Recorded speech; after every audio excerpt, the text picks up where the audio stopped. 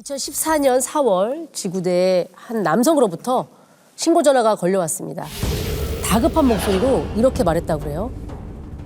방금 누나한테 문자를 하나 받았는데 아무래도 누나한테 무슨 일이 생긴 것 같아요.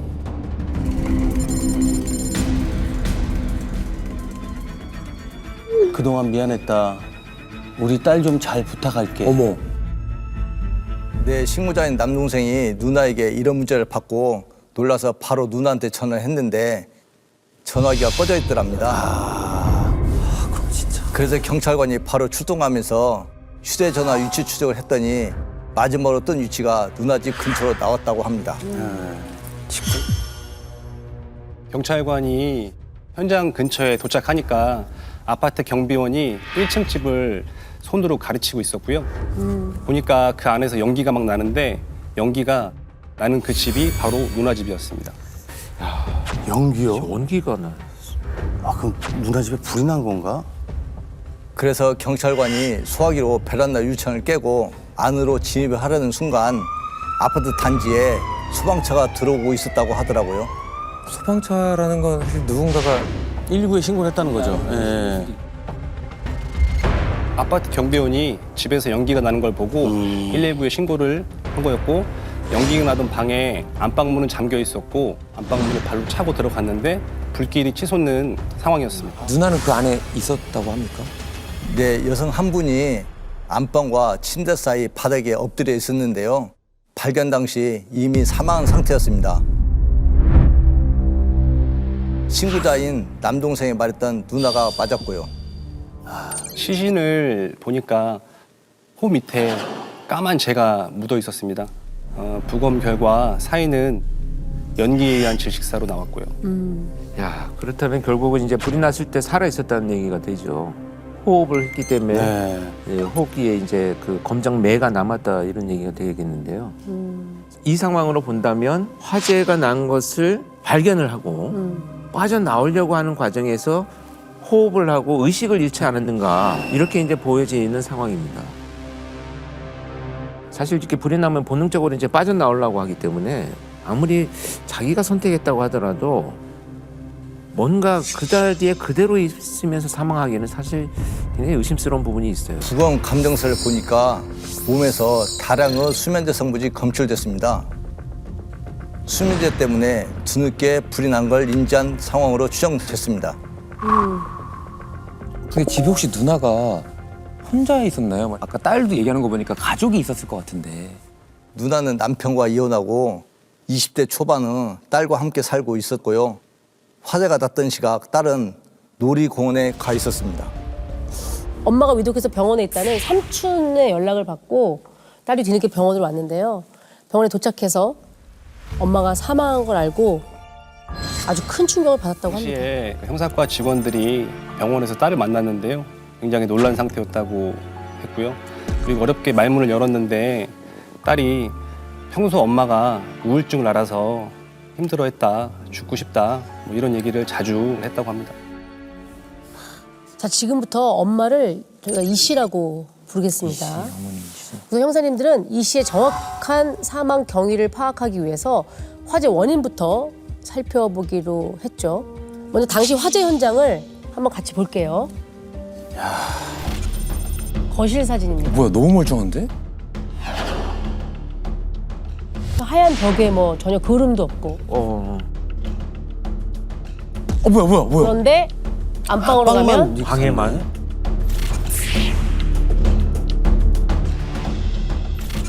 침대만 완전 아니. 전기됐는데? 어떻게 침대만 전소가 되지? 그렇죠. 어떻게 저렇게만 불이 났는데 어떻게 저렇게만 탈 수 있죠? 굉장히 의심스럽네요. 기름 같은 가연성 물질을 침대에만 뿌리면 저럴 수도 있나요? 있어요. 아, 그래요? 점화가 되면 방 하나에 불이 붙는데 그 한 2, 3분이면 그냥 온 방이 다 불이 붙긴 해요. 그런 기름, 이런 가연성 물질이 혹시 있었나요?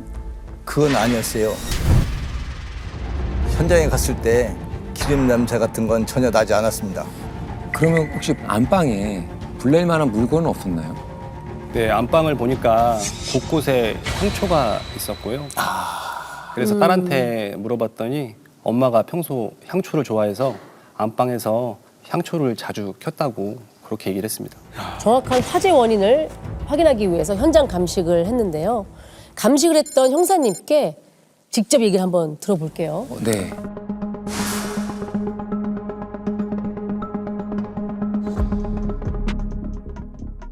그때 제가 직접 그 현장 감식을 상당히 좀 오래 했었던 걸로 기억이 나는데 침대 모서리 측면 하단부 쪽 그쪽 부분 쪽에서 아마 연소가 시작된 걸로 이렇게 추정을 했었습니다.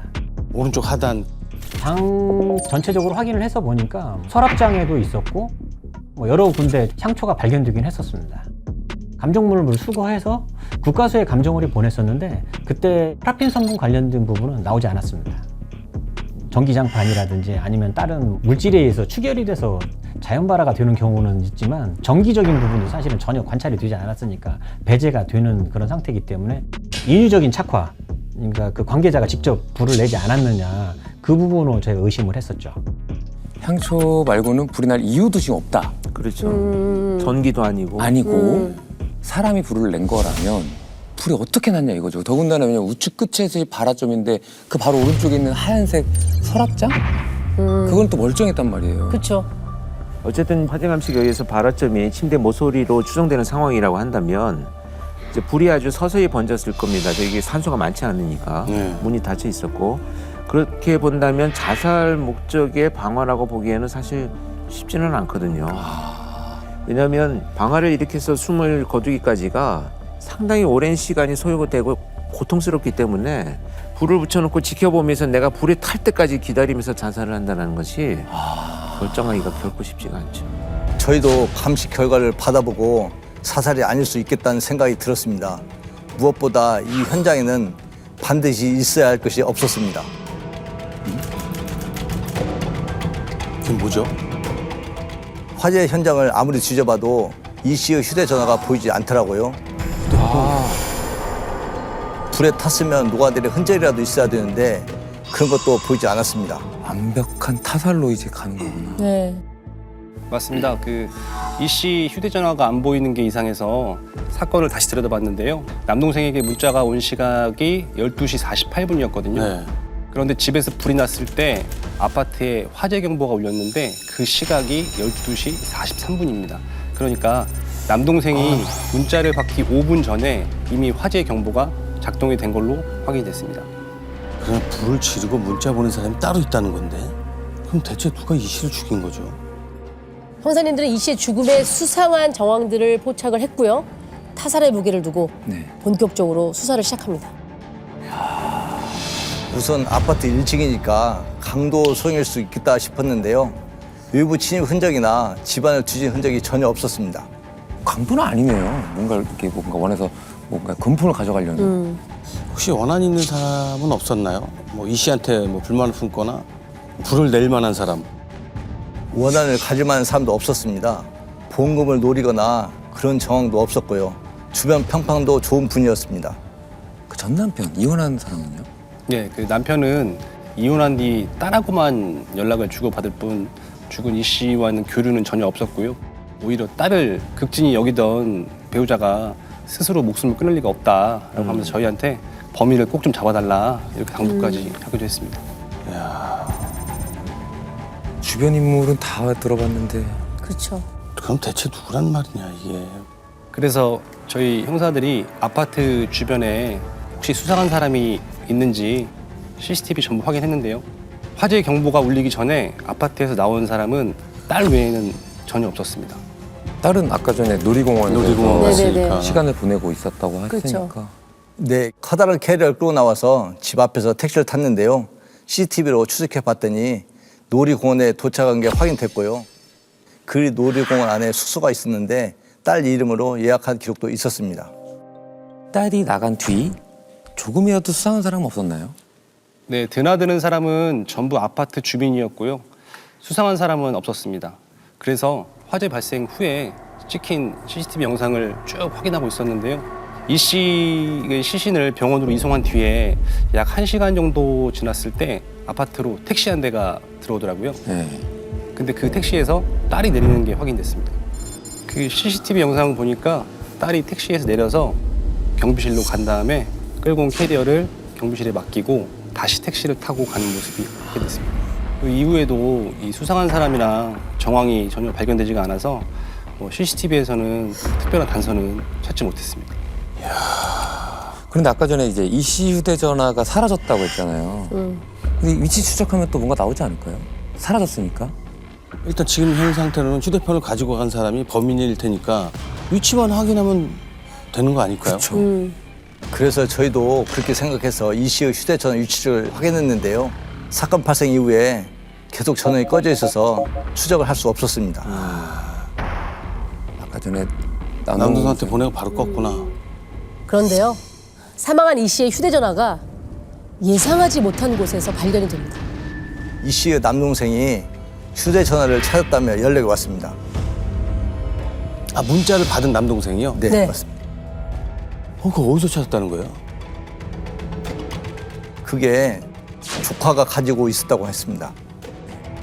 장례를 치르고 이 씨 딸이 이 외갓집에서 지냈는데요. 예. 외할머니가 우연히 그 손녀의 캐리어를 봤는데 그 안에 그 이 씨의 휴대폰이 들어 있었다고 합니다. 저희도 이제 CCTV 보면서 여러 차례 분석을 했는데요. 딸이 집 근처에서 택시를 타고 놀이공원으로 출발한 그 시각이 남동생이 문자를 받았던 그 시각과 유사한 걸로 추정이 됐습니다. 일단 형사님들이 참고인 조사를 하기 위해서 딸을 서로 데리고 옵니다. 네. 네, 순순히 따라왔고요. 일단 사실관계부터 확인했는데 집에 불이 났을 때 어디에 있었냐 이렇게 물어봤더니 놀이공원에 있었다 이렇게 답변을 했습니다. 그러니까 다르긴 다른데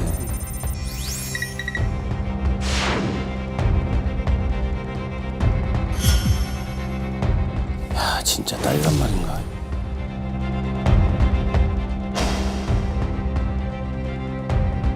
그래서 이제 저희가 딸에게 네가 집에서 나오고 얼마 안 지나서 화재 경보기가 울렸다 이렇게 얘기를 했더니 딸이 저희한테 되려 그럼 제가 집에서 나오자마자 엄마가 불을 질러서 자살했다는 거예요? 라고 오히려 되물었습니다. 가장 중요한 건 왜 엄마의 휴대전화를 갖고 있었냐는 거죠, 저는. 그렇죠. 그리고 삼촌한테는 또 그런 문자를 왜 보냈는지. 저희도 그걸 제일 묻고 싶었죠. 형사팀 직원들이 다 모여서 회의를 했는데요. 일단 휴대전화에 대해서는 묻지 않기로 했습니다. 딸이 이 범행을 저지른 범인이 맞다면 이제 자백을 받아야 되잖아요. 네. 그런데 휴대폰 밖에 지금 정황상 나온 게 없는데 네. 그 상황에 대해서 먼저 질문을 해버리면 또 여러 가지 다양한 변명이나 생각하지 못했던 이야기들이 나오면 그걸 일일이 또 확인을 해야 되는 문제가 생길 수 있습니다. 딸의 이야기를 다 듣고 나서 하나하나 이제 그 알리바이를 깨 나가면서 심리적인 압박도 가하고 결정적일 때 이제 이 휴대전화에 대한 내용을 이제 확인을 하게 되겠죠. 네, 맞습니다. 딸이 계속 자기는 놀이공원에 가서 아무것도 모른다 이 말만 반복해서 하더라고요. 심증은 있는데 뭐 물증이 없으니 그래서 저희 팀장님이 직접 나섰습니다. 일단 조사실에서 나온 딸을 사무실로 데리고 왔습니다. 편한 데 앉으라고 자리를 마련해주고 조사를 받느라 수고했다. 배고플 텐데 먹고 싶은 거 있으면 다 말해라 라고 하고 저는 제자리로 갔습니다. 그리고 수사 자료를 넘기면서 혼잣말처럼 툭툭 던졌습니다. 분명 이때 불이 났는데 아무리 봐도 시간이 안 맞네 이런 식으로요. 그리고 딸한테 다 알고 있다는 듯이 웃으면서 너가 집에 있을 때 불이 났는데 불이 왜 나서? 라고 물었습니다. 불이 났을 때 내가 집에 있었는데 라고 했더니 아무 말도 하지 못하더라고요. 딸의 표정이 점점 어두워지더라고요. 그래서 물었습니다. 내가 안 풀린 게 딱 하나 있다. 네 말이 거짓말이란 건 아닌데 네가 집에 있을 때 불이 난 건 절대 달라지지 않은 얘기거든. 어떻게 된 거지 말해줄 수 있겠니? 라고 말했죠. 뭐라고 하던가요? 이 얘기를 들은 딸이 한참을 고민을 하더니 네. 형사님한테 이렇게 말했다고 그래요. 먼저 아빠랑 통화하게 해주세요. 그래서 제가 딸에게 편하게 통화하라고 얘기를 했습니다. 딸이 멀찌감치 떨어져서 한참 통화하고 오더니 다 얘기할 테니 직접 조사해 주세요라고 말했습니다. 네, 그래서 제가 바로 딸을 데리고 조사실로 들어갔습니다. 들어가자마자 털어놓더라고요. 자기가 불을 질렀다고요. 아, 딸이야? 딸이 왜 엄마를 왜 그런 짓을 했을까? 형사님들은 일단 방화 혐의로 딸을 그 자리에서 긴급 체포합니다. 그리고 그제야 엄마의 휴대전화에 대해 확인했다고 해요. 그래서 제가 엄마 휴대전화 어디에 있냐고 물었더니 자기 가방에서 바로 꺼내주더라고요. 일단 그러면 엄마 휴대전화를 왜 가지고 나왔는지 이야기를 했나요? 네, 했습니다. 삼촌에게 엄마인 척 문자를 보내려고 가지고 나왔다고 했습니다. 그래서 그런 문자를 왜 보내냐고 물었는데 대답을 듣고 이게 무슨 말인지 싶었습니다. 자기가 엄마를 죽였다고 의심을 받을 것 같아서 그랬다는 겁니다. 저도 처음에는 무슨 말인지 이해가 되지 않더라고요. 그래서 제가 그게 무슨 말이냐고 물으니까 하는 말이 엄마가 불을 지르라고 시켰다고 했습니다. 아, 무슨 소리야. 이거 이제 꼬이기 시작을 하네. 엄마가 불을 지르려고 했다 그러면은 그래도 20대라고 그랬잖아요. 네. 에이, 컸지. 말이 안 되지. 그걸 어떤 엄마가 시켜. 딸의 주장에 따르면 엄마가 평소에 먹던 우울증 약을 먹더니 네. 그날 갑자기 죽어버리겠다 이러면서 집에 불을 지르라고 이렇게 시켰다고 진술을 했고요. 그래서 성냥으로 불을 내려고 했는데 불이 붙지 않아서 집안에 있던 토치로 침대에 모서리에 불을 붙였다 이렇게 진술을 했습니다. 엄마 얘기를 한참 나누다가 엄마 많이 보고 싶지라고 하니까 딸이 눈물을 글썽이더라고요. 그래서 엄마한테 많이 미안하겠네 이렇게 물었는데 딸이 갑자기 정색을 하더니 하나도 안 미안하다면서 화를 벌컥 냈습니다. 네, 그래서 저희도 이 부분이 좀 이해가 안 돼서 그 딸에게 엄마랑 도대체 무슨 일이 있었던 거냐 그렇게 물었는데요. 그랬더니 하는 말이 평소에 엄마가 잔소리를 많이 해서 자주 싸웠고 그것 때문에 스트레스가 많았다 그러더라고요. 엄마와 딸의 갈등이 시작된 것은 딸이 학창시절 때부터였다고 합니다. 사촌들은 대부분이 좋은 대학을 갔는데 딸은 대학에 번번이 떨어졌다는 겁니다. 그 후로 엄마의 압박이 심해졌고 갈등이 크게 달했다고 했습니다. 그 사건 당일에도 엄마가 그 딸의 핸드폰 요금이 너무 많이 나온 걸 보고 공부도 못하는 게 왜 이렇게 전화를 많이 썼냐라고 하면서 잔소리를 많이 했다고 하고요. 그 문제로 두 사람이 크게 다퉜다고 했습니다. 그러면 그 딸의 말대로 엄마의 자살을 도운 게 맞긴 해요? 그때 저희가 딸의 친구도 조사를 했는데요. 친구 진술을 듣고 타살일 가능성이 더 높아졌습니다. 평소에 언젠가 엄마를 죽이고 싶다는 말을 종종 했었다고 하고요. 엄마가 커피 달라고 할 때 수면제를 타서 줬다 이런 말도 했다고 합니다. 그리고 수면제를 먹고 엄마가 잠이 들면 편하게 통화할 수 있다 뭐 이런 얘기도 했다고 합니다. 수면제를 복용하게 했다는 거예요? 몰래 타서? 엄마한테 커피 계속 탔다는 거는 계속해서 구했다는 건데 딸은 어디서 구했다는 거예요? 사건 발생 5일 전에 딸이 동네 병원에서 직접 처방받은 것으로 확인됐고요. 사망한 엄마의 몸에서 나온 수면제 성분과도 일치했습니다. 이건 살인이잖아요. 그렇죠. 그럼 본인은 살인을 인정을 하긴 합니까? 아니요. 끝까지 자신은 엄마의 자살을 도왔을 뿐이다. 억울하다. 계속 이렇게 주장했습니다. 그러니까 결국 이제 나는 자살 방조죄로 처벌받겠다 이런 얘기잖아요. 그 자살 방조는 살인죄하고는 아예 애초에 법률 적용 자체가 다른 거니까 형량도 전혀 다르죠. 그럼 재판 결과는 어떻게 나왔습니까? 이거 국민 참여 재판까지 갔고요. 네. 징역 10년 받았습니다.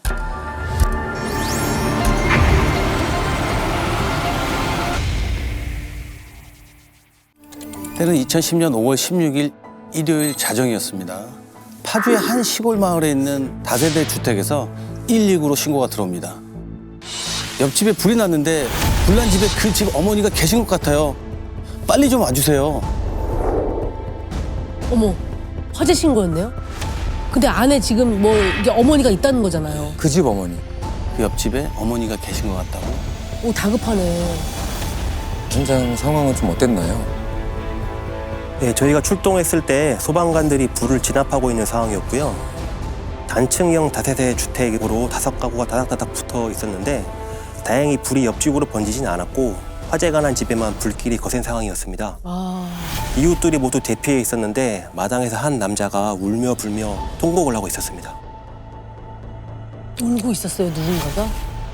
가족인가? 가족이지 않을까요? 네, 70대 어머니와 함께 살고 있는 50대 아들이었습니다.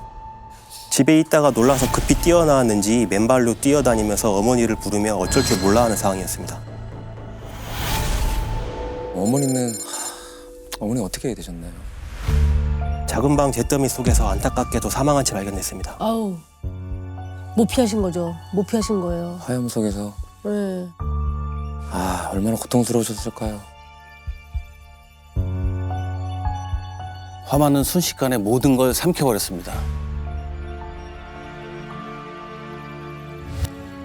완전히 다 탔네요. 위에 천장까지 골조가. 아우. 아이고. 아유, 다 무너져 내렸네. 저렇게 안에 있는 벽이 다 벗겨질 정도면, 불이 너무 큰 것 같은데요? 침대가, 보니까 스프링만 남은 것 같아요. 아, 침대가 재가 됐는데요? 네, 집은 10평 정도였는데요. 현관을 열고 들어가면 주방 겸 거실이 있었고 정면에 큰 방이, 오른쪽에 작은 방이 있는 구조였고요. 큰 방에 침대와 책상 같은 가구들이 싹 다 탄 것으로 봐서 큰 방에서 불이 시작된 것으로 추정됐습니다. 방에서 큰 방에서 불이 시작된 거구나. 그렇다면 어머니는 작은 방에서 주무시다가 봉변을 당한 걸까요? 예, 현장 상황만 보면 그랬습니다. 이제 어머니가 작은 방에 누워 있는 채 발견됐으니까요. 큰 방에서 이게 불이 난 거라면 아들이 큰 방에 있다가 불이 난 걸 거 아니에요? 어머니는 작은 방에 있다고 하니까.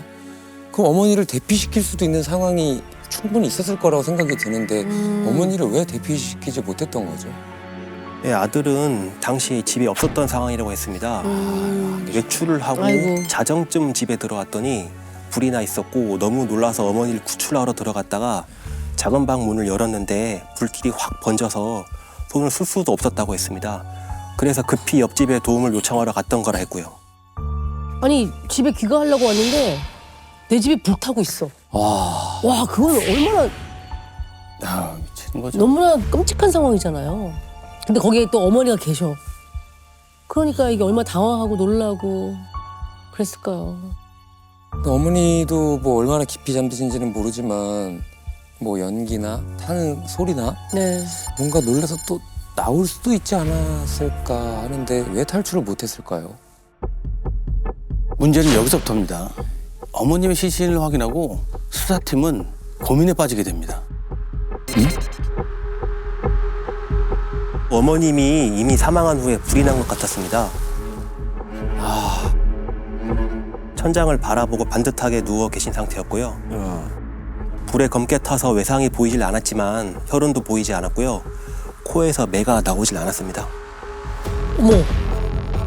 그런데 외상도 없었고 혈흔도 없었다라고 하시는 거 보면 사망의 원인이 무엇인지. 네, 일단 부검을 해봐야 정확한 사인을 알 수 있었는데 사망한 어머니가 70대였기 때문에 노안으로 인해 사망했을 수도 있었던 상황이었습니다. 문제는 화재 감식을 했는데 인화 물질이 발견되지 않았고 가스나 전기 누전 등의 사고도 전혀 알 수 없었던 거죠. 그러면 이 말만 보면 어머니는 노안으로 인한 그 자연사 이후에 마치 또 그냥 불이 큰 방에 났다? 근데 불이라는 게 원인이 있잖아요. 발화점이라는 게 있는 거고. 그렇죠. 그게 뭐 누전이 됐든 가스가 됐든 인화 물질이 됐든 그게 없다라는 게 너무 이상한데요. 화재 원인까지 불분명하다? 네. 이거는 뭐 우연이라고 하기엔 너무나 이상한 것 같은데요. 그럼 거기에 따른 부검 결과는 또 어떻게 나왔나요? 한 달 후쯤 부검 결과를 받았는데요. 사인도 나오지 않았습니다. 뼈나 장기에 충격을 받은 흔적이 없는 걸로 봐서 폭행으로 인한 사망도 아니었고요. 목에 약간의 금이 보였는데 일렬점이 발견되지 않아서 경부 압박 질식사도 아니라고 하더라고요. 독극물이나 약물로 사망했는지도 확인했는데 전혀 검출되지 않았습니다. 아무리 화재 현장이라고 하지만 이렇게 사망 원인과 발화 원인이 둘 다 밝혀지지 않는 경우는 거의 없어요.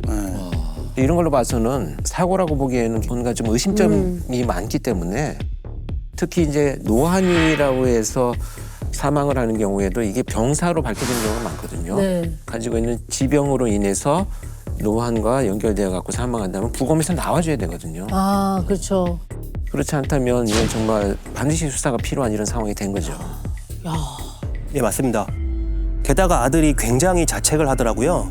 자기가 집에 빨리 오기만 했다면 이런 일이 없었을 거라고. 집에 왜 불이 났는지, 어머니가 왜 돌아가셨는지 꼭 밝혀달라고 간절하게 부탁을 했습니다. 그런데 형사님 입장에서는 지금 뭔가 알아야 수사를 할 거 아닙니까? 맞아요. 근데 사인도 안 나오고 화재의 원인은 화인도 아무것도 나오질 않았는데 수사를 어떻게 해야 합니까? 그렇죠. 가장 먼저 원한을 가질 만한 사람이 있는지 마을 주민분들을 통해 여쭤봤는데요. 어머니를 죽일, 살해할 동기가 있는 사람이 단순 화재로 위장했을 가능성이 있으니까. 예, 맞습니다. 그런데 평소 원성을 높인 적이 없을 만큼 굉장히 순한 분이라고 하시더라고요. 예, 집 근처 성당을 다니는 것 말고는 사람들이랑 어울리는 일도 거의 없다고 하셨고 돈 거래 때문에 원한을 살 만큼 넉넉한 형편도 아니었고요. 원한도 아니고 돈도 아니면 뭘까요? 저희가 그때 딱 하나 걸렸던 건 최근에 사망한 어머니가 좋은 일이 생겼다며 자랑을 하고 다니셨다고 하더라고요. 같이 살게 된 아들이 목돈을 모아와서 곧 아파트로 이사를 하게 될 것 같다고 하시면서요. 그러니까 아파트로 이사 가려면 사실은 제법 큰 목돈이 있어야 되거든요. 그렇죠. 예, 1,500만 원 정도였고요. 작은 임대 아파트로 들어갈 수 있게 됐다고 했답니다. 때문이라면 그날에 분명 뭔가 또 다툼이 있거나 더군다나 여기는 5가구가 다닥다닥 붙어있는 상태였다고 하니까 누군가 그 다투는 소리를 들었을 수도 있었을 텐데. 이상한 소리를 들은 사람이 아무도 없었습니다. 이 수상한 사람을 목격한 분들도 없었고요. 시골 마을이라 특히 CCTV도 없어서 범인을 특정할 수가 없었습니다. 잠들어 있는 중에 강도를 당했을 가능성도 있어 보였지만 사망한 어머니 손에 금반지와 목걸이가 그대로 남아 있어서 강도의 소행으로 보이진 않았습니다. 수사를 하면 할수록 길고 어두운 터널로 향해 점점 빨려 들어가는 상황이 되고 맙니다. 그런데 뒤늦게 한 주민이 화재가 났던 그날 생각지도 못한 기억을 꺼내놓습니다. 오, 아까 전에 그는 아무런 이상한 소리 못 들었다고 했잖아요. 그러니까요. 뭐가 있었다고 하던가요? 소방대원들이 막 이제 화재를 진압하고 있을 때, 그러니까 저희가 도착하기 전이죠. 그 집 아들이 누군가에게 전화를 해서 어머니가 돌아가셨으니 빨리 오라는 말을 하더란 겁니다. 어? 이게 무슨 말이야? 아니 잠깐만. 아들은 이미 불이 나고서 뒤늦게 와서 어머니를 구하기 위해서 작은 방문을 열었다고 하지 않았나요? 어머니의 사망을 어떻게 확인을 했다는 거죠, 자기가? 그러니까 이미 돌아가셨다는 이게 말이 안 되는데. 아, 이것도 아니겠죠? 엄마의 죽음을 밝혀달라고 그렇게 막 뭐야라고. 애통하게 오열했던 아들이? 그럴 리가. 네, 저희도 사실 아들에게 범행 동기가 될 만한 걸 찾아봤는데 어머니 앞으로 보험이 들어있는 것도 아니고 아들이 직접 저희한테 꼭 수사를 해달라고 요청을 했던 터라 네. 아들을 유력 용의자로 보진 않았는데요. 마을 주민분의 얘기가 예사로 들리지는 않더라고요. 근데 어찌됐건 지금 물론 경황이 없는 상황이긴 하지만 네. 저는 아들의 진술이 처음부터 좀 이상하다는 생각을 했었어요. 아, 그래요? 네. 지금 아들의 진술에 의하면 작은 방문을 열었을 때 불길이 확 치솟았다 이렇게 얘기를 하잖아요. 작은 방이 발화 지점이라면 그게 가능해요. 왜냐하면 산소가 유입이 되면서 불길이 크게 치솟을 수 있으니까. 근데 지금 안방이 발화 지점인데 이미 아들이 들어갔을 때 그럼 집 전체가 불에 타고 있었을 상황인데 작은 방문을 열었을 때 불길이 확 치솟았다라고 하는 것은 뭔가 지금 진술이 의심스러운 부분들이 생기는 거죠. 아 맞네. 경황이 없어서 헷갈릴 법한 진술은 아니라는 그렇죠. 얘기신 거죠? 불은 금방 붙어났는데. 그쵸. 그게 좀 너무 이상하네요. 그렇죠. 네. 그런데 자꾸만 아들에 대한 수상한 제보가 쌓이기 시작합니다. 이번엔 화재 신고가 들어오기 2시간 전인 밤 10시경 마을에서 아들을 목격한 사람이 나타납니다. 또 아들이야? 이상하다. 자정에 외출했다가 들어왔다고 했잖아요. 그럼 아들을 도대체 어디서 봤다는 겁니까 이게? 동네 슈퍼 앞에서 담배를 피우며 노래를 흥얼거리고 있었다고 하더라고요. 노래요?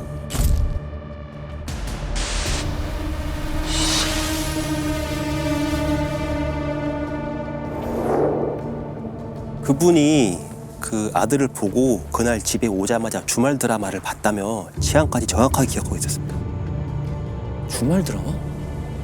일요일. 일요일. 그죠. 드라마는 정해진 시간에 하니까. 그렇죠. 그러면 그날 아들의 알리바이를 확인해 봐야겠네요.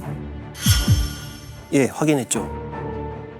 지인들이랑 술을 마시고 밤 9시경에 헤어졌다고 해서 저희가 그 술집에 가서 직접 확인했는데 사실이었고요. 버스를 타고 오다가 정류장을 지나쳐서 종점에서 집까지 걸어왔다고 했는데 그 거리가 도보로 2시간 거리가 맞긴 했습니다. 아들한테 이제 슈퍼 앞에서 목격된 상황을 이야기하니까 이웃 사람들이 자기 얼굴을 잘 모를 거라고 하더라고요. 점심쯤 출근하고 밤늦게 퇴근하기 때문에 마을 사람들이랑 평소 마주치는 일이 거의 없다고 하면서요. 근데 자꾸만 아들에 대한 제보가 뒤늦게 들어오니까 그냥 넘길 수는 없겠더라고요. 그래서 아들을 밀착해서 살펴보기로 하고 다시 찾아가서 교통카드가 없으면 좀 보여달라고 했죠. 아, 버스를 탔다고 하니까. 가지고 있었나요? 네, 가지고 있었습니다. 당당하게 보여줬고요.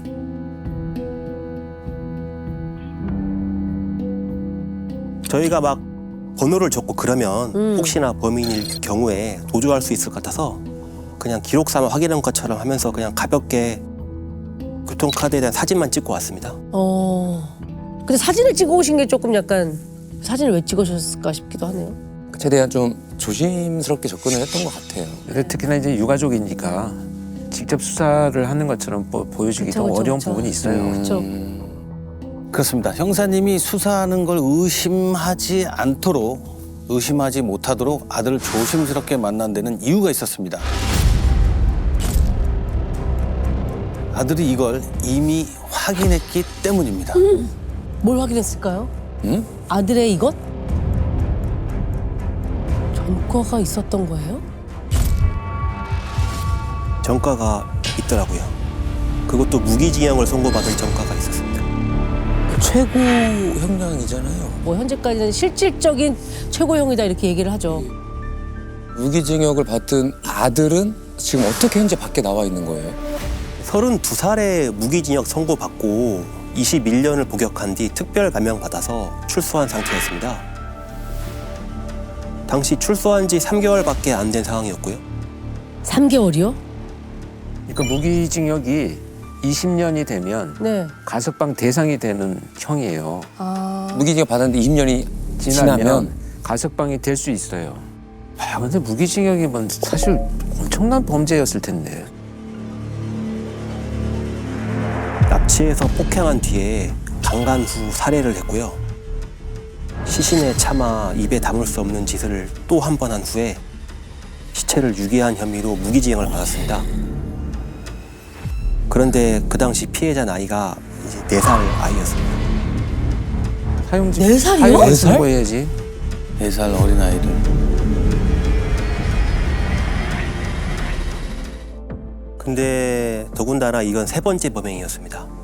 20대 초반에 강간치상죄로 3년, 그리고 출소한 지 4년 만에 또다시 같은 범죄로 5년 선고받아서 성인이 된 이후로는 교도소에서만 줄곧 이제 생활을 했던 거죠. 근데 이거 무슨 성범죄가 3년, 5년 이게 말이 되는 소리가 이게. 그 말이 안 돼. 전과 3범인데.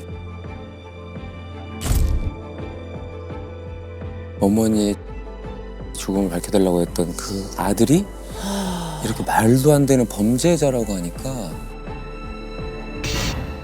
너무 끔찍하고 강간치상, 강간살인으로 복역을 했잖아요.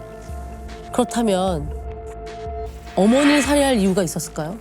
지난 3번의 범행과 어머니의 죽음에 연결고리가 있었습니다. 연결고리가 있다고? 근데 형사님께 여쭤봐야 되는데 돌아올 답변이 너무 두려워서 여쭤보질 못하겠어요. 그 연결고리가 뭐예요? 예, 3번의 범행 모두 아들이 술에 취한 상태에서 벌어진 거였습니다. 저희는 화재 당일에도 지인들과 술을 마셨다는 점에서 상당히 근거가 있다고 판단했었습니다. 모든 정황이 확신이 되기까지는 얼마 걸리지 않았습니다. 교통카드 카드 기록을 확인하려고 하자 카드회사 직원이 방금 이상한 전화가 한 통 걸려왔다며 형사님께 녹음 파일을 들려줍니다.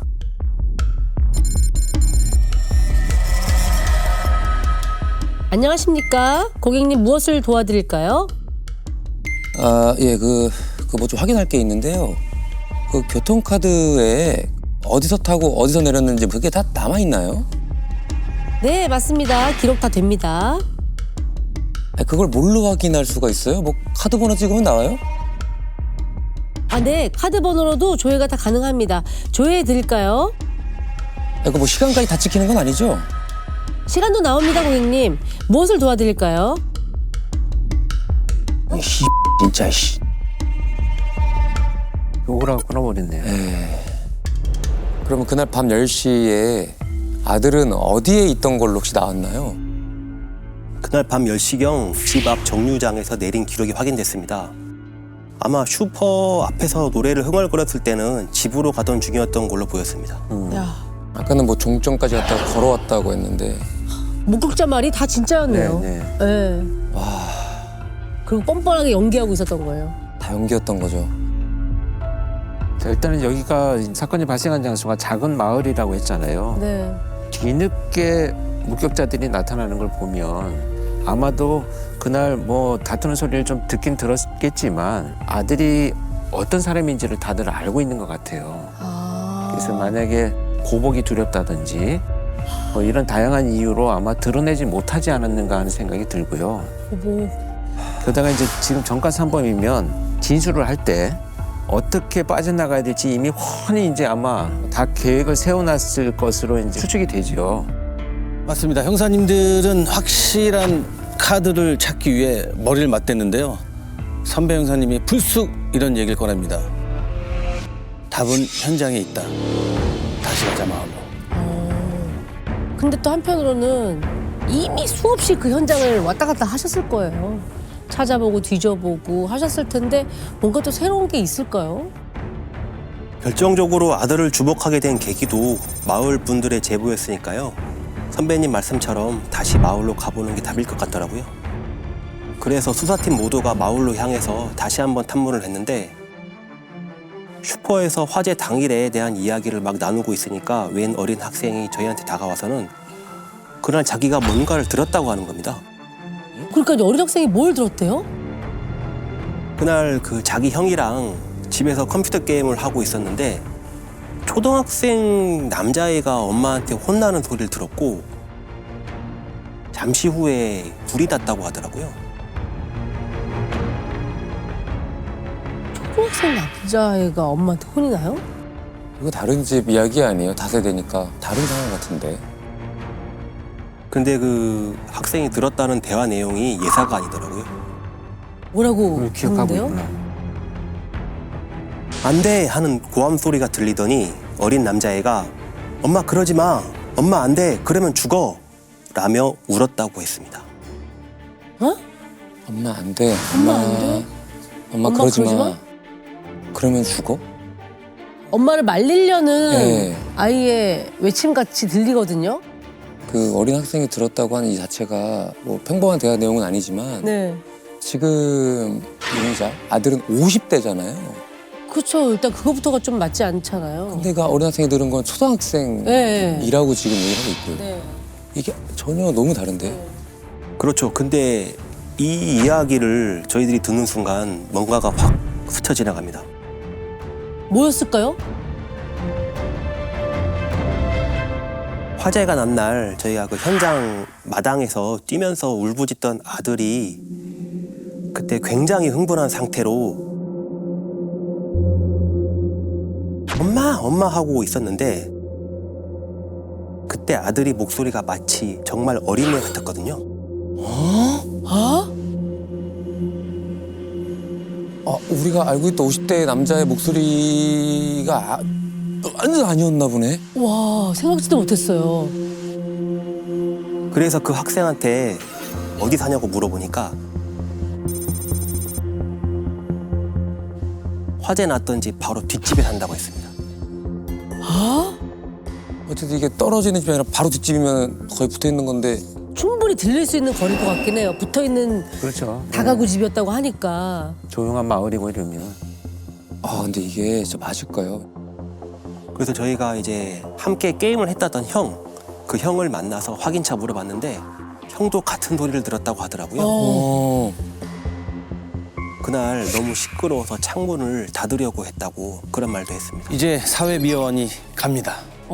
수사팀은 곧바로 아들을 체포하는데요. 역시나 상황은 예상대로 흘러갑니다. 모두 발뺌했나 보네요. 그치. 저 아니라고 했겠죠, 뭐. 네, 맞습니다. 수갑을 채우려고 하니까 굉장히 화를 많이 냈습니다. 왜 죄 없는 나를 끌고 가냐? 범죄자 취급하지 말아라. 라고 하더라고요. 당신 그날 어머니랑 싸운 거 다 안다. 엄마 그러지 마. 엄마 그러면 죽어. 이런 말 하지 않았냐? 라고 하니까 순간 주춤하더라고요. 그렇지. 근데 그것도 잠시였습니다. 엄마랑 싸운 건 맞다. 근데 죽인 건 아니라고 하더라고요. 증거가 없으니까 지금. 그치. 무슨 또 시나리오를 짜려고 시간을 버는 것 같은데요? 그러니까 혹시 뭐라고 합니까? 예, 어머니가 잔소리를 하면서 등을 계속 때려서 이제 하지 말라고 팔로 밀었더니 어머니가 쓰러져서 안 일어나길래 주무시는 줄 알고 큰 방에 가서 담배를 한 대 피우고 나왔는데 불이 나 있었다. 이렇게 이제 주장을 했었죠. 살해 의도 없었다. 방화도 내가 불을 지른 게 아니라 그냥 싫어하다. 뭐 이렇게 이제 감경 사유를 다 만드는 거죠. 맞습니다. 근데 그것도 다 자정 직전에 벌어진 일이라고 하는 겁니다. 그래서 저희가 결정적인 카드를 꺼냈죠. 결정적인 카드? 교통카드. 맞습니다. 왜 거짓말 하냐? 당신 밤 10시에 집 앞 정류장에서 내린 거 다 확인했다. 그랬더니 담배를 달라고 하는 거예요. 담배는 니들 좀 켜, 아이씨. 이씨. 뭐 자꾸 달래. 담배 나오는 패턴이면은 이제 저희도 이제 알 것 같아요. 그쵸. 이제 인정하는 수순으로 가는 건데 왜 자꾸 담배를 달래는 거야? 수사가 이제 조종하기 시작하는 거죠. 담배를 시작으로 커피를 타달라, 물을 달라, 뭐 이것저것 요구사항이 많더라고요. 전부 무시했습니다. 자백을 했나요? 술 때문에 어머니랑 평소 많이 싸웠다고 했습니다. 그날도 집에 돌아오니 또 술을 먹었냐고 잔소리를 해서 엄마는 성당에서 아들 괴롭히는 것만 배우냐 라고 한마디 했더니 어머니가 등짝을 때리더랍니다. 그래서 어머니의 멱살을 잡고 이렇게 흔들었는데 어머니 입술이 파래지더니 숨을 쉬지 않았다고 했고요. 증거를 다 없애려고 자기 방으로 가서 라이터로 옷에 불을 붙여서 던지고 뛰어나왔다고 했습니다.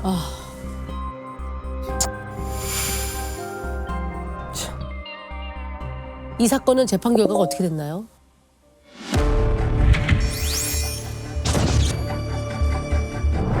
무기징역을 선고받았습니다. 또요? 정말 기가 막혔던 건 마지막에 자백을 하면서 술로 인한 심신미약이라고 주장을 하는 거예요. 그러면 뭐 우발, 뭐 심신미약. 지겨워 죽겠어. 그러니까 법정에서 무기징역으로 이제 너는 살다가 21년 정도 복역했으니까 교화가 어느 정도 됐으니 사회로 다시 돌아가라. 복귀해라라고 기회를 줬는데 그 기회를 이렇게 갚은 거예요. 그렇다면 더 중형이 때려야 된다고 생각을 해요. 네. 말도 안 되는데. 참. 사건은 2009년 8월 서초서 강력팀 형사님들이 수사관 첩보 하나를 입수하면서 시작이 됩니다. 1년 3개월 전에 성남에 살던 70대 할머니 한 분이 돌아가셨다는데 사망 원인이 좀 의심스럽다는 겁니다. 1년 3개월 전에 돌아가셨으면은 그럼 2008년 한 5월경이네요. 그쵸? 시간이 꽤 지난 건데. 근데 왜 이제 와서 뒤늦게 의심스러운 부분이 있다고 얘기를 하는 거죠? 그러게요. 사망한 할머니에게 외아들이 있었는데 그 아들이 어머니의 죽음을 사주한 것 같다는 첩보였습니다. 에이, 설마. 말이 안 되죠. 그리고 이제 죽음을 사주했다라고 한다면 분명 타살의 흔적이 있었을 거고 수사가 진행이 됐을 텐데 당시에는 그런 게 전혀 없었다라는 얘기잖아요. 1년 3개월이나 지나기도 했고 너무 말이 안 되니까 이게 믿을 수 있는 건지 그러니까요. 첩보인가 싶은데요. 네. 제보자도 처음엔 긴가민가 했는데 시간이 지날수록 의심이 확신으로 변했다면서 꼭 한번 알아봐 달라고 했던 겁니다. 어머니가 돌아가신 이후 아들이 어머니 재산을 상속받았는데 그게 수십억 원이라고 했습니다. 어머니가 젊었을 때부터 철물점에 배추 장사까지 해서 평생을 차곡차곡 모아 자수성가하신 분인데 한평생 모은 어머니 재산을 아들이 노렸던 것 같다는 겁니다. 그러니까 어차피 또 세월이 지나서 나이가 들면 죽음을 맞이하게 되잖아요. 아니, 상속받잖아요. 어차피 상속받는데 네. 청부살이를 했다? 이거는 말이 안 맞죠. 에이, 어머니가 돌아가시고 갑자기 아들한테 큰 돈이 생기니까 괜히 그 오해가 생겼던 거 아닐까요? 근데 연세가 좀 있으시긴 해도 갑자기 돌아가실 분은 아니었는데 하루아침에 돌아가셨던 것도 이상했고 무엇보다 어머니 장례식장에서 아들이 슬픈 기색조차 없어서 동네 분들도 말이 많았다는 겁니다. 저희도 믿기진 않았지만 그냥 흘려넘길 제보는 아니라고 판단해서 일단 알아보기로 했던 겁니다. 진짜 아니었으면 좋겠는데 이미 시간이 너무 많이 흘렀잖아요. 근데 이거를 알아볼 방법이 있었을까요? 일단 형사님들은 1년 3개월 전 성남에 사는 70대 할머니의 사망신고서를 모두 수집합니다. 그리고 사망한 분들 중에 가족관계증명서로 외아들이 실제로 있는 분을 찾아 나서는데요. 수십억의 재산을 상속받은 정황까지 딱 맞아떨어지는 사람을 찾아냅니다. 그럼 일단은 앞에 있는 상황까지 어느 정도는 지금 사실이라는 네, 얘기네요. 사실이네요. 네네. 근데 중요한 건 이제 어머니의 죽음에 아들이 정말로 개입한 것이 맞는지 그걸 확인해야 되잖아요. 이걸 어떤 수로 확인을 하죠? 형사님들은 어머니의 사망 기록부터 살펴보는데요. 이 어머니의 사인은 병사로 처리가 돼 있다고 합니다. 그럼 병원에 입원 중에 사망하셨다는 건가? 아니요. 어머니 시신을 처음 발견한 것은 119 구조대원이었습니다. 당시 출동 기록이 남아있어 신고 상황을 짐작할 수 있었는데요. 평소 하루도 빠짐없이 노인정에 나오던 어머니가 말도 없이 나타나지 않아 이상하게 여긴 동네 이웃이 집을 찾아갔다가 문이 잠겨 있어 119에 신고했던 상황이더라고요. 문을 따고 들어가자 어머니는 집안에서 이미 사망한 채 쓰러져 있었다고 기록되어 있었고요. 그러면 혹시 발견 당시에 어머니 상태에 대한 기록도 있었나요? 네, 육안으로 확인되는 외상은 없다고 되어 있었는데 어머니 입안에서 떡이 발견되었다고 기록되어 있었습니다. 당시에 왜 병사로 처리된 거죠, 그러면? 어머니가 당뇨를 앓으셨는데 사체 검안서 사망 신고서에 적힌 직접 사인이 당뇨성 혼수였습니다. 혈당이 갑자기 확 높아지거나 확 내려가서 쇼크 상태가 되는 건데 입안에 있던 떡을 드시다가 혼수가 온 걸로 판단한 것 같더라고요. 당시 아들도 어머니가 심한 당뇨병을 앓고 있었다고 진술했고 특별한 타살 흔적이나 정황이 발견되지 않아 거만이가 당뇨성 혼수로 판단하고 부검 없이 병사 처리를 했던 상황으로 보였습니다. 당시 출동한 119 구조대부터 거만이까지 전문가들이 봤을 때도 어머니의 죽음이 의심 없이 자연스럽게 받아들여진 상황 같거든요. 네. 보통 떡을 먹다가 사망했다고 하면 기도가 막혀서 기도 폐쇄 시 식사로 사망을 하게 되는데요. 부검을 하는 경우들이 많아요. 사망의 원인을 밝히기 위해서. 사실 이렇게 처리된 것은 일반적이지는 않습니다. 아마도 이제 일혈점이라든지 질식에 의해서 나타나는 어떤 증상들이 보이지가 않았고 문도 잠겨 있었고 혼자 떡을 드시던 정황들이 있고 가족의 진술에서 심한 당뇨병을 앓았다 이런 것들이 이제 종합되어 가지고 아마 판단을 했던 것 같아요. 이 이상 더 나온 건 없었나요? 더 이상의 정보는 확인할 길이 없었습니다. 당시 부검 없이 시신을 바로 화장한 상태라 이제 와서 정확한 사인을 다시 확인해 볼 수도 없었고요. 아들은 어떤 사람이었어요? 자, 그럼 지금부터 어머니의 죽음을 사주했다는 의심을 받고 있는 그 아들을 김 씨라고 부르도록 하겠습니다. 김 씨는요, 멀쩡하게 직업도 있고요, 네. 처자식도 있는 한 가정의 평범한 가장입니다. 그런데 이 모자에게는 좀 남다른 사연이 있더라고요. 남다른 사연이요? 그게 뭔데요? 김 씨가 알고 보니 갓난아기 때 철물점 앞에 버려졌던 업둥이였습니다. 마침 부부 사이에 자식이 없어 그 아이를 데려다 키운 거였습니다. 아, 그랬구나. 그런 사연이 있었구나. 글쎄요, 뒤늦게라도 내가 업둥이었다라는 사실을 알게 된 김 씨가 그랬을까요? 가끔 뭐 보면 열심히 키워주셨음에도 불구하고 자기가 이제 업둥이었다는 사실 때문에 불안을 겪는 분들이 있긴 있더라고요. 그런 것 같지 않았습니다. 어릴 때부터 철마다 보약을 챙겨 먹이며 애지중지 키웠고 남편과 이혼한 후에도 33년간 김 씨를 곁에서 뒷바라지 했다고 했습니다. 사과 한 알도 흠집 난 걸 살 정도로 돈을 아껴서 아들 대학 등록금에 사업 미천에 결혼할 때 아파트까지 마련해 줬다고 했습니다. 이쯤 되니까 좀 첩보가 잘못된 게 아닌가 싶기도 해요. 저희도 수사를 계속하는 게 맞나 고민됐는데 결국 잘못된 정보였더라도 실체가 정확히 뭔지 알고 끝내야겠더라고요. 그렇죠. 그래서 이 소문이 진짜라면 어머니의 죽음으로 인해 아들이 얻을 게 뭘까 생각해보니 아무리 봐도 돈밖에 없는 겁니다. 그래서 아들이 상속받은 유산에 수사를 집중하기 시작했습니다. 소문에는 수십억을 유산으로 받았다고 했는데 실제로는 얼마나 받은 걸로 확인이 됐을까요? 알고 보니 부동산, 현금, 보험금 등을 포함해 총 19억 원 가량의 유산을 전부 상속받았더라고요.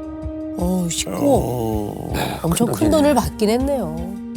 이 상속된 유산과 관련해서 수상한 정황이 없는지 알아보다 보니까 아들에 대한 믿기 어려운 얘기들이 점점 형사님들 귀에 들어오기 시작합니다.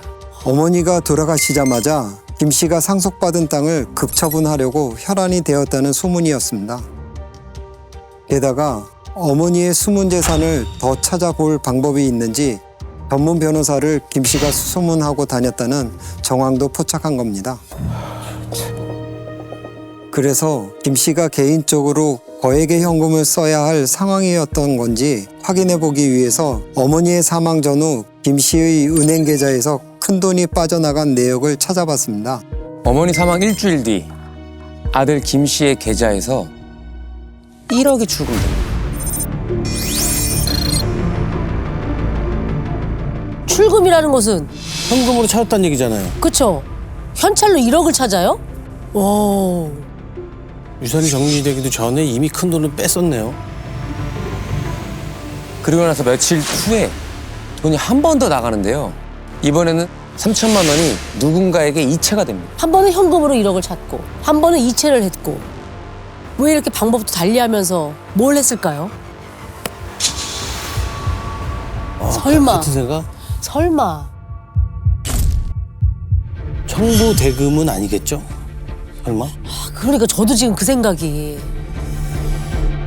우선 현금 1억 원의 사용처는 알 수 없는 상황이라 3천만 원이 이체된 계좌의 주인부터 추적했습니다.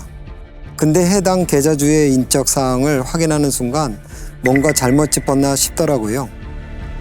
왜죠? 그게 누구였는데요? 일산에 사는 60대 남성이었는데 전과가 있지도 않았고 살인 청부를 받기엔 나이도 너무 많은 데다 피해자나 그 아들과도 접점이 전혀 없는 사람이었습니다. 만나보셨을 텐데요. 뭐라고 하던가요? 작년에 계좌로 들어온 3천만 원이 무슨 돈이냐 물으니까 전혀 모르는 돈이라고 하면서 심지어 받은 적도 없다고 했습니다. 그러면서 하시는 말씀이 작년에 아들에게 통장을 빌려준 적이 있다고 하는 겁니다. 그랬구나. 통장을 청부를 했을 가능성을 열어놓고 얘기를 하고 있으니까 그러면 청부를 부탁받은 사람은 이 통장 주인의 아들일 수도 있는 거네요. 그렇죠. 인적사항은 바로 확인이 됐나요? 지금부터 김 씨에게 3천만 원을 받은 이 남자를 오 씨라고 부르도록 하겠습니다. 오 씨. 오 씨는요, 당시 31살이었고요. 특수강도를 포함한 전과 3범이었다고 합니다. 좀 유력해지네. 그래서 형사님들은 어쩌면 오 씨가 청부살인을 의뢰받았을지도 모른다고 판단을 하고요. 당시의 거주지를 확인해 봤는데요. 특수강도로 교도소에 수감 중이라고 합니다. 어머. 그러면 청부 사업자가 아니란 얘기인데? 그죠, 수감 중에 잠깐 외출 나와서 청부살인을 했다, 이게 말이 안 되잖아요. 무슨 짓을 저질러서 교도소에 있었던 거예요?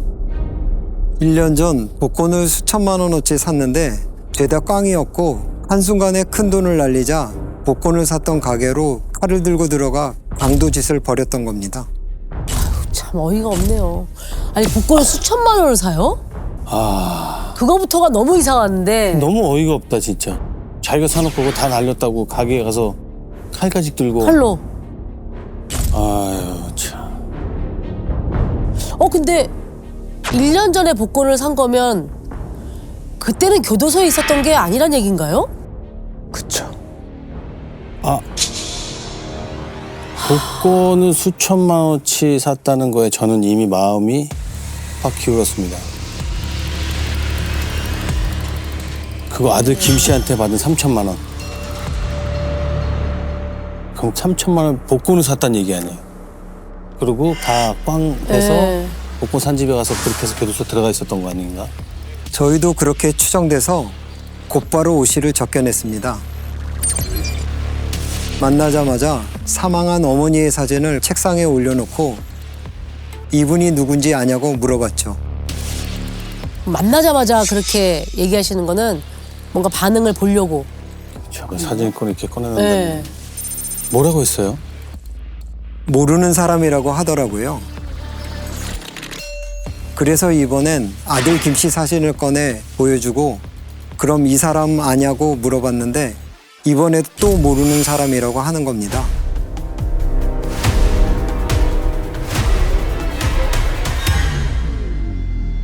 어머니는 모를 수 있다 쳐도 자기가 3천만 원을 받은 사람이잖아요. 그러니까요. 모르는 사람한테 어떻게 3천만 원을 받아요? 그러니까요. 확실히 그건 좀 거짓말인 것 같은데. 김 씨 통장에서 자기 아버지 계좌로 3천만 원이 이체된 내역까지 보여줬는데도 자기는 모르는 돈이라고 잡아댔습니다. 아버지가 당신 돈이라고 다 얘기했다. 복권은 무슨 돈으로 샀냐고 물어봐도 입을 꾹 다물더라고요. 근데 자꾸만 책상에 올려둔 김 씨 어머니 사진을 힐끔힐끔 보는데 점점 눈빛이 흔들리고 있었습니다. 그렇게 무려 6시간 동안 지루한 진실 게임이 계속됩니다. 그러다가 결국에 오 씨 입에서 이런 말이 터져 나옵니다. 형사님, 제가 다 얘기할 테니까요. 그 사진 좀 제발 치워주세요, 제발. 오 씨가 한 얘기를 한번 잘 들려드리도록 하겠습니다. 한 1년 전쯤인가? 아이씨, 진짜 뭐래도 안 되더라고요. 일 나가면 잘려, 돈은 돈대로 나가. 나도 폼 좀 내고 살고 싶은데. 그래서 거기에 들어가 본 거예요. 형사님도 아시려나? 범죄자 출소자의 쉼터라고? 거기 가보면 뭐 한탕하자, 큰 거 있다, 뭐 이런 게 수두룩하게 올라 있거든요. 걸리지는 말자 싶어서 자잘하게 소소하게 심부름거리만 연락을 쭉 돌렸는데 그 인간이 연락이 온 거예요. 뭔 심부름인지는 만나서 얘기해 줄 테니까 선글라스를 꼭 쓰고 나오라고 하더라고요. 저는 그래서 바람난 와이프 뒤나 밟으면 될라나 했습니다. 누가 그런 얘기를 할 줄 알았겠냐고요. 자기 엄마를 죽여달라는 거예요, 글쎄. 제가 돈만 아니면 진짜 그 짓 안 했을 겁니다. 다 그 아들놈이 시킨 거예요. 진짜예요. 진짜 믿어주세요. 그러면 그때 그 사이트를 통해서 만난 사람이 바로 김 씨였다는 거예요? 자기 어머니를 죽여주면 1억을 주겠다고 제안했답니다. 진짜 인간이네. 아니. 그럼 아까 그 현금 1억 인출한 게 그 돈이 그 돈인가 보네. 아니 왜 자기를 그렇게 애지중지 키워준 어머니를 엄마를 죽여달라고 인터넷을 통해서 만난 알지도 못하는 사람한테. 아니 오씨는 그걸 또 하겠다고 한 거예요?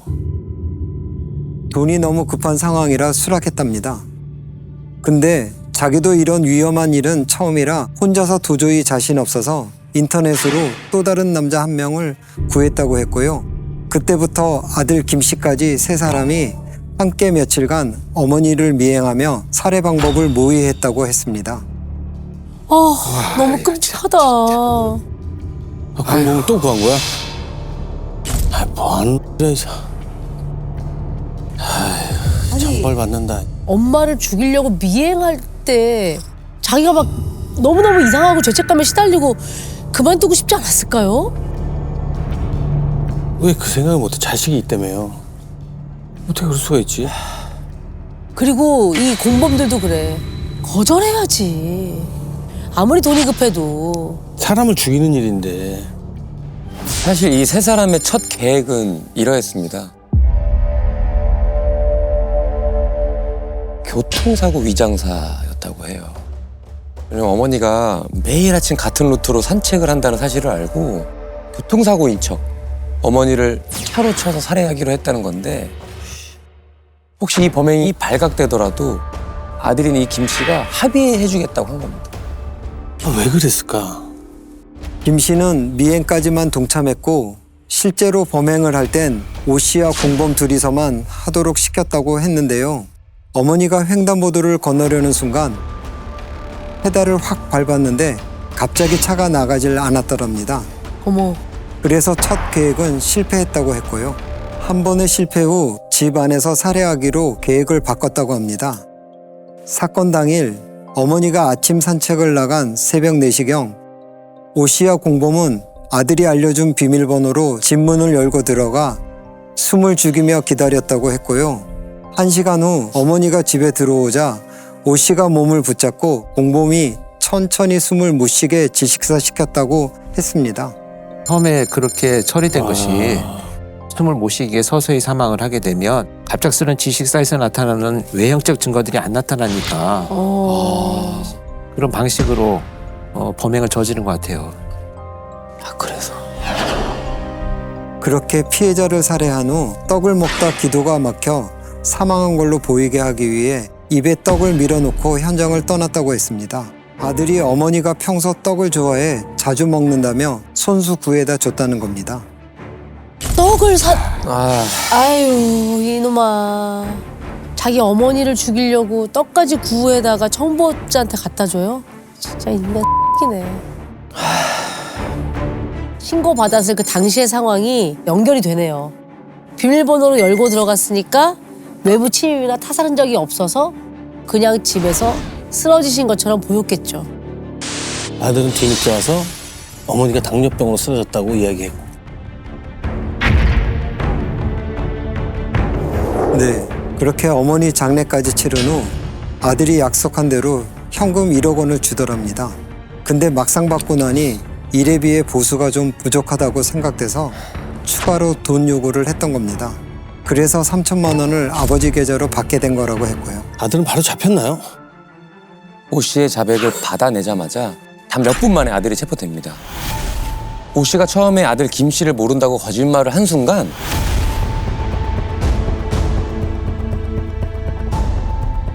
사실 우리 최 형사님이 수사팀에다가 김 씨를 따라붙으라는 메시지를 몰래 보내놓은 겁니다.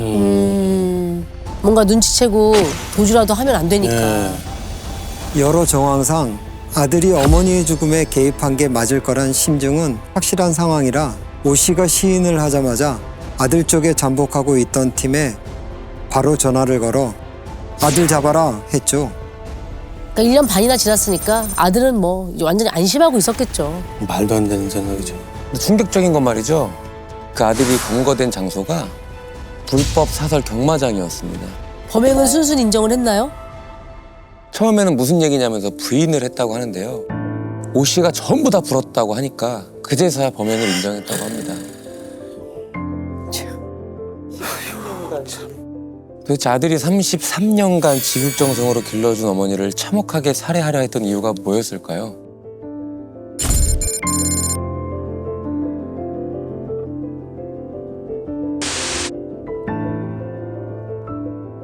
복지사들이 자꾸 사회 기부를 시키게끔 하려고 그래갖고 잠시나마 가르쳤는데 도와주시기로 약속을 하셨다가 도와줘봤자 비판적인 물먹기다 그러시고 자꾸 옆에서 들쑤셔갖고 어머님 마음이 바뀌셨다는 것에 대해서 화가 많이 났었고 이 어머니도 좀 알고 계셨던 것 같아요. 도박빚을 계속 달라고 하니까 밑 빠진 독에 물 붓기처럼 이제 안 된다 그러고 냉정하게 혼을 내려고 하셨던 것 같은데 그게 자기가 화날 일이 참 기가 막히네요. 조사해보니 김 씨는 대학 시절부터 사설 경마에 빠져 사업도 번번이 실패하고 억대 빚까지 진 상황이었습니다. 아이고. 그걸 어머니가 한 차례 갚아줬는데 또 다시 도박에 손을 댔던 겁니다. 계속되는 돈 요구에 지친 어머니가 더 이상 돈 못 준다, 재산 사회에 전부 환원하겠다라고 하자 순간 화가 나 범행을 계획했다고 했습니다. 더 안타까운 것은 사회복지사에게 확인해 보니 어머니가 실제로 전 재산을 기부하려고 했던 건 아니었고요. 아들이 자꾸 도박에 돈을 탕진하고 돈을 달라 조르니까 정신 좀 차리라는 의미에서 잔소리하듯 한 얘기였다고 합니다.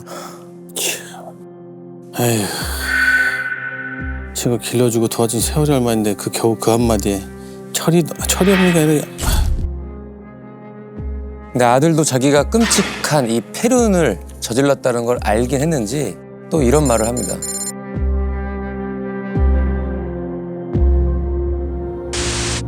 한치도 뭐 업둥이다 뭐 이런 내색 안 하셨어요. 안 하시고 다른 집 다 직접으로 더 잘해주셨고 인정하시면 저에게만큼은 내가 잠시만 미쳤구나. 내가 미쳤지. 그래서 어떻게 저런 말을 저렇게 그냥 할 수가 있지? 잠시나마 미친 게 아니잖아요, 저거. 그런데 저 후회의 말이 과연 진실이었을까요? 조사 결과 충격적인 사실이 드러납니다. 아, 왜요? 아들이 그 어머니가 사망한 후에 유산을 19억이나 상속받았다고 했잖아요. 근데 그 중에 15억을요 3개월 만에 도박으로 다 탕진합니다. 경마에. 미쳤다 미쳤어. 좋은 곳에 쓰거나 진짜 성실히 썼을 거라고 예상은 하지 않았지만 야, 한 달에 5억씩 그냥 팡팡 날린 거네. 결국은 도박은 망하는 거예요. 도박으로 인해서 사람이 죽고 이런 일까지 벌어지는 거죠. 그 돈이 생겼다고 해서 빚을 갚고 끝나느냐? 그렇지 않아요, 도박은 결코. 아니 그 어머니가 그렇게 고생하면서 평생 모은 돈을 그렇게 쓰고 싶어요. 그리고 10억이란 돈이 말이 15억이지 어마어마한 돈이에요. 엄청난 돈이에요. 그럼요. 아직 하나 더 남았습니다. 또 뭐가 남았어요? 어머니를 청부 살해하려 하던 중에 쓰였던 모든 돈이 있지 않았습니까? 네. 그 돈은요 누군가의 죽음으로 벌어들인 돈이었습니다. 어? 그게 무슨 소리야? 그게 무슨 말이에요? 김 씨의 이메일함을 털어봤더니 인터넷상에서 자살을 원하는 사람들에게 청산가리를 팔았던 정황이 발견됐습니다. 이게 뭐냐고 추궁하니까 범행에 쓸 돈을 마련하기 위해서 청산가리를 구해 팔았다고 했고요. 실제로 그 청산가리를 먹고 자살한 사람이 2명이나 있었습니다. 아, 에이, 진짜 청산- 네 진짜. 야, 사람 죽으라고 청산가 그럼 청산가를 어떻게 여기서 어떻게 파는 거야? 그게 말이 돼? 그렇게 번 돈으로 범행에 사용할 운동복과 운동화 그리고 떡까지 손수 마련해 청부업자들에게 건네줬다는 겁니다. 근데 또 더 충격적인 건요 또 있어? 재판 과정에서 더 큰 게 하나 터지는데요. 어머니 유산을 모두 날리고 아들 김 씨는요 아버지까지 살해할 계획을 세우고 있었답니다. 그러면 아버지가 돌아가시면 자식이니까 상속이 글로 갈 거 아니야. 그렇죠. 와, 진짜 바닥에 내려갔는데 또 바닥이 보이는구나, 아까 말대로. 근데 형사님들의 수사는 끝이 아니었습니다. 오 씨가 인터넷 사이트에서 찾았다는 그 공범 있잖아요. 네. 그 공범도 처리해야죠. 공범을 검거해야죠 지금. 오 씨도 이 공범은 잠깐 범행만 같이 했을 뿐 정확한 이름도 성도 모른다고 하는 겁니다. 아들 김 씨한테 받은 보수를 현금으로 나눠주고 공중전화로 뜨문뜨문 연락을 주고받다가 이미 소식이 끊긴 지 오래라 어디 있는지도 모른다고 했고요. 이후 백방으로 찾아보려 노력해봤지만 공중전화로만 연락을 해서 통신수사도 불가능했고 인터넷 사이트도 이미 정보가 삭제된 지 오래였습니다. 결국 수사가 마무리돼서 늘 마음 한켠엔 찜찜함이 남아있었죠. 수사가 끝나고 4년이 흘렀습니다. 세상에 완전 범죄는 없지 않겠습니까? 이 공범도 결국 꼬리가 잡힙니다. 다른 범죄를 저지르다가 잡혔는데 알고 보니까 저희가 지금 말한 이 사건에 가담한 것까지 모두 밝혀져서 처벌을 받았습니다. 아, 아이고 그렇지. 그래도 다행히 검거가 됐군요. 동료 형사에게 놈이 잡혔다는 소식을 듣고 정말 가슴을 쓸어내렸습니다. 그러셨겠어요. 또 무슨 그러니까 일이 또 어디서 무슨 짓을 어떤 저질지 일이 또 모르니까. 벌일지 모르잖아. 재판 결과는 어떻게 됐습니까? 아들 김 씨는 존속살해, 자살방조죄로 무기징역을 선고받았고요. 오 씨는 징역 15년, 공범은 징역 13년을 선고받았습니다.